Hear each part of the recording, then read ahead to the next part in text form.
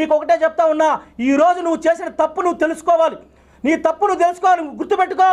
ఈ దేశంలో బాబాసాహెబ్ అంబేద్కర్ నీకు బతుకునిస్తే మానేశ్రీ కాంచీరామ్ నీకు జీవితాన్ని ఇచ్చినాడు, గుర్తుపెట్టుకో. కాంచీరామ్ కాళ్ళ దగ్గర పడి నువ్వు ఎంపీ టికెట్ తెచ్చుకున్నావు.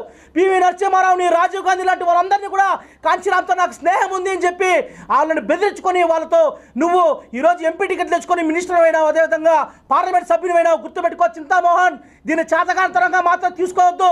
24 గంటల సమయంలో 24 గంటలు గడిచే లోపు నువ్వు ఈ బహుజన జాతికి, బాబాసాహెబ్ అంబేద్కర్కి, అదేవిధంగా కాంచీరామ్కి నువ్వు క్షమాపణ చెప్పకపోతే మాత్రం ఒక్కటైతే నేను చెప్పదలుచుకున్నా, బహుజన సమాజ్ పార్టీ సిద్ధాంతం, బాబాసాహెబ్ అంబేద్కర్ సిద్ధాంతం, కాంచీరామ్ ఆలోచన విధానంలో మేము ఎక్కడ కూడా దాడులకు ప్రోత్సహించే ప్రసక్తి లేదు.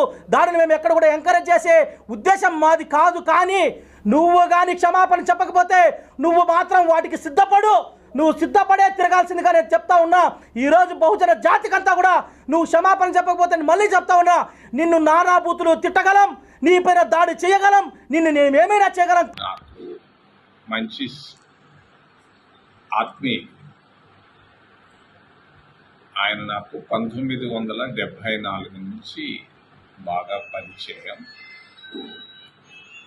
మరి మొన్న విజయవాడలో స్లిప్ ఆఫ్ ఎ టంగ్ ఆయన గురించి ఏకవచనంలో మాట్లాడడం జరిగింది. I'm really sorry.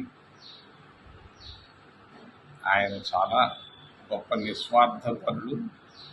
మొన్ననే వాళ్ళ కుటుంబాన్ని పోయి పంజాబ్లో చూసి వచ్చాను నేను. నాకు అటువంటి నాయకులు భారతదేశంలో అరుదు. మరి నిన్న ఎవరో ప్రెస్ కాన్ఫరెన్స్ కూడా విన్నాను. మరి I feel sorry, sad. I feel sad. Thank you.